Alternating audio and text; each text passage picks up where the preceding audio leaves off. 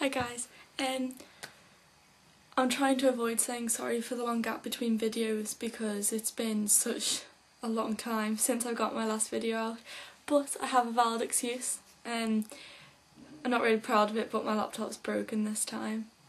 After I've had all the problems and I've even got a editing studio. Anyway, I hope it'll be well because it's in for repair, so everyone wish it good well and hope it gets better soon.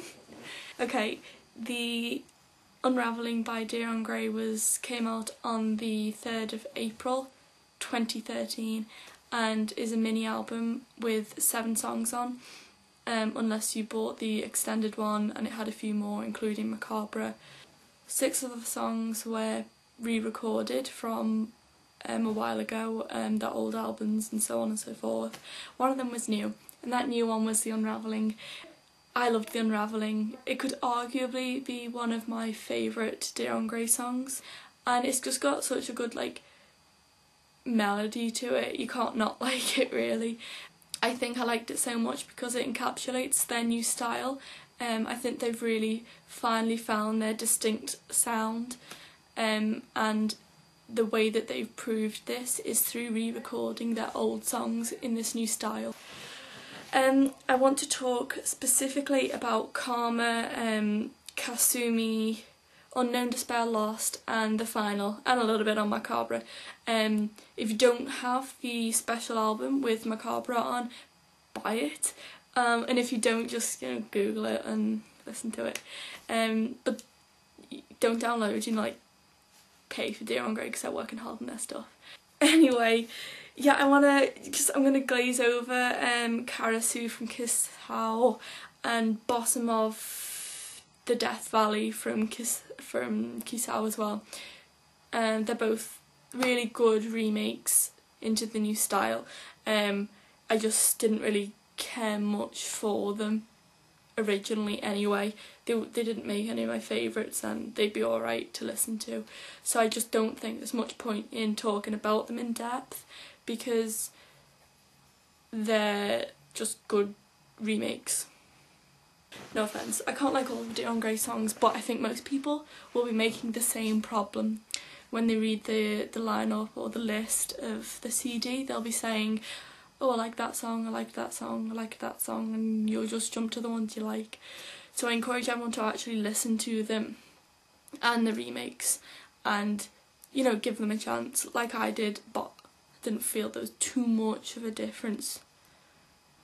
Anyway, I'm going to be talking about Karma. That's from Kai Ade If Trans. The original was good. I felt it was really old Dion Gray, so it was quite rocky poppy.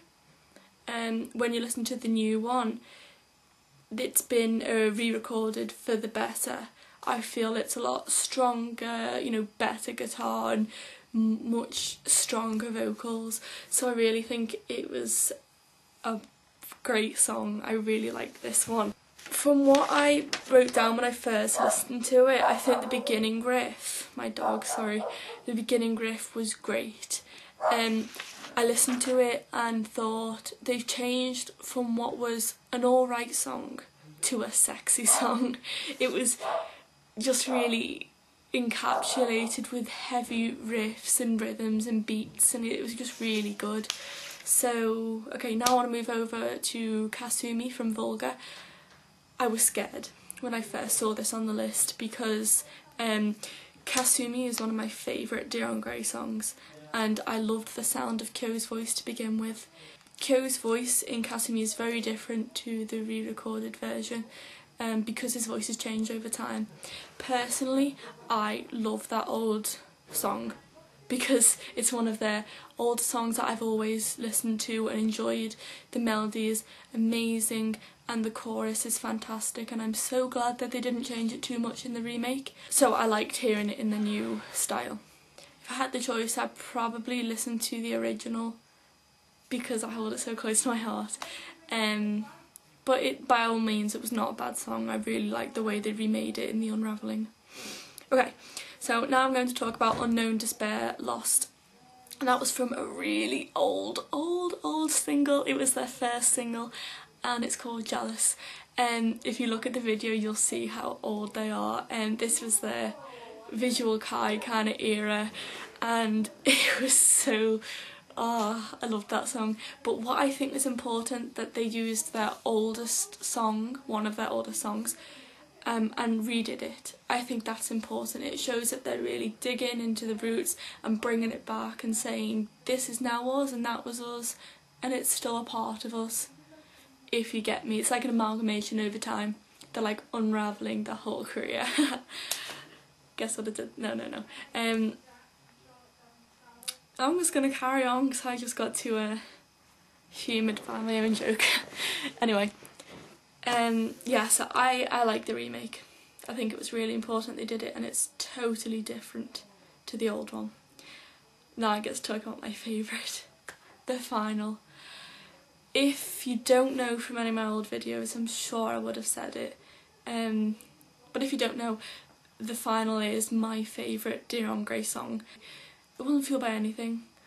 I love the final because it is such a beautiful song. The lyrics are amazing. It's really personal for me to talk about this song to you guys because it is without a doubt my favourite and the one I hold most dearest to me. When I first got into Dear on Grey and discovered I liked the final, which was the day after I saw them live for the first time, I fell in love with it and listened to it for that whole day. I also wrote out the lyrics and learnt them all, both in English and Japanese.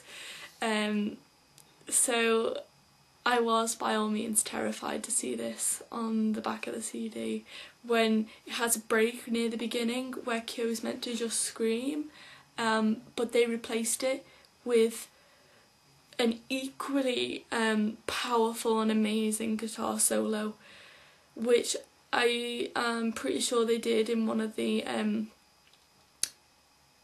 gigs that I've been to see them in, and that blew me away then, and I thought this is the most amazing thing ever. Well, they did it and they recorded it for me. Not for me, but for everyone. And then I found the unplugged version. Guys, if you haven't heard the unplugged version, get on it. The unplugged version emphasises the beauty of the lyrics. It's amazing. I'm like lost for words, so when it comes to talking about the final, I think the remakes, the way they've taken it and shifted it about, but they've just dusted it off a bit and given it a makeover in two different ways. Yeah, so that's my review for the Unravelling, and I hope you enjoyed it. Sorry if it's a bit shorter than usual, probably isn't when I upload it, but I can't edit on my laptop because it's new. But I don't think my camera's gonna like the format and whatever. That's not your problem, that's mine. Thank you to everyone who has pushed me and made sure I upload this video despite of my issues with my laptop. And look forward to the next video I post, and hope Dear on Grey just do more gigs and make more things. I'm so happy Kyo is better. So happy.